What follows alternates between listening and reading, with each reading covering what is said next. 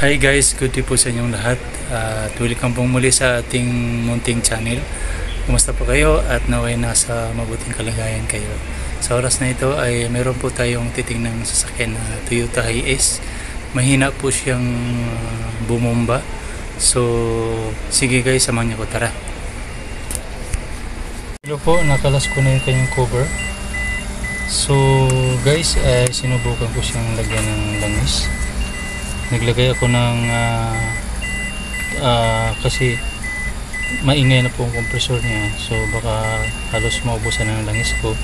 Nilagyan ko siya ng mga 50 ml guys ang nilagay ko na langis. So subukan natin ngayon kung gaganda ang bomba niya. So try natin kasi mahina na siyang bumomba. So ngayon ay binabacuum ko na siya. Tingnan natin doon sa harap. Binabacuum na natin siya. Ayan, nakabacuum na po siya. So try natin kung gagana siya. So lalakas kaya.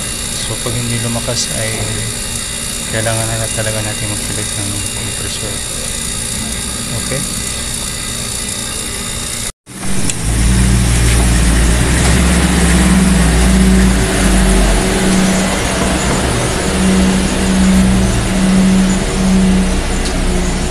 Natin ang ating freon. Kapit natin guys ang freon na subukan natin kagana kung gagana kaya. So sarado ko muna. Bubuksan natin ang ating freon. Ayan. Paparging tayo guys para lumabas yung hangin na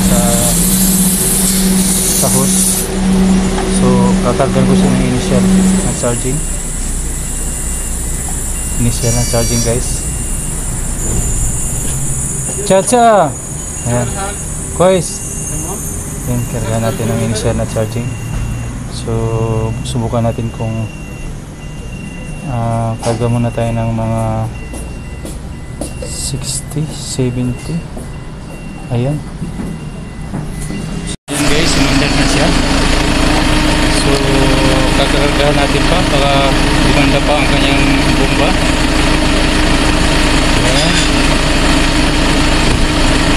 Obserbahan natin. Tali lang.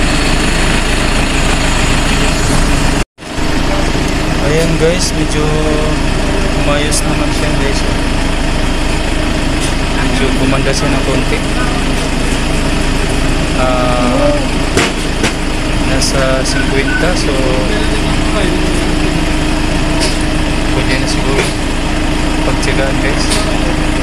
Hello po, maraming salamat po sa panood po niyo ng video doon po sa Hiace na mahina pong bumomba. At yun na nga po ay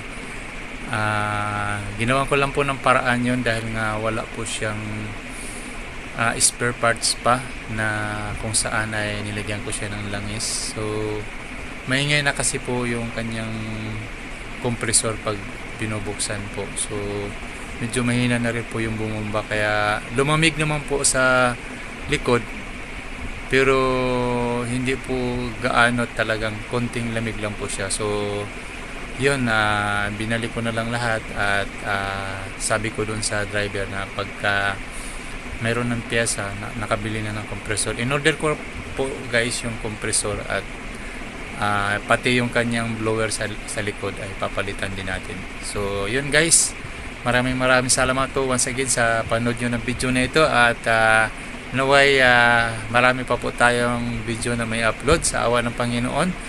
So guys, once again nagpapasalamat ako sa mga nag-subscribe, sumuporta po ng ating channel, at naway marami pa tayong matulungan, maturuan. At sa mga hindi pa nakapag-subscribe, please paki-subscribe ng ating channel, like, share, comments kung may mga comments po kayo. So maraming salamat po sa inyo muli guys. God bless po sa inyo. Bye.